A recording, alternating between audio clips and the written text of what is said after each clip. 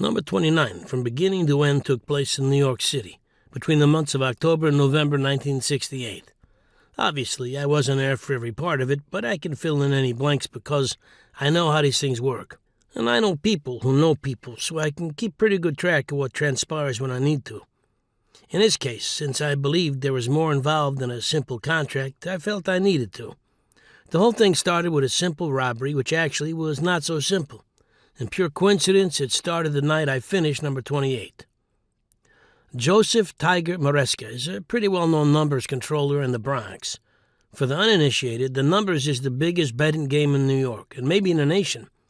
To play, an individual places a bet of any size, from a penny to whatever, on either a 3-digit number or, in single action, on one number. If your number wins, the number is usually determined by the last 3 digits of the total betting handle at a local track.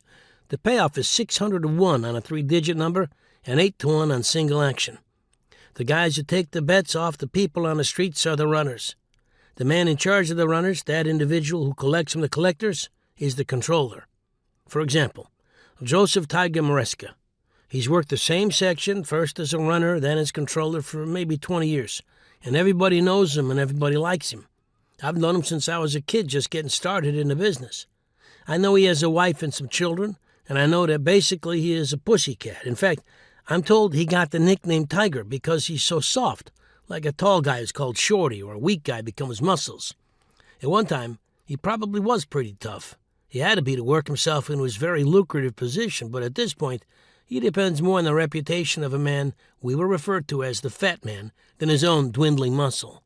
This is okay, though, because a fat man, an individual who still controls most of the numbers in the Bronx and Westchester, has a substantial reputation.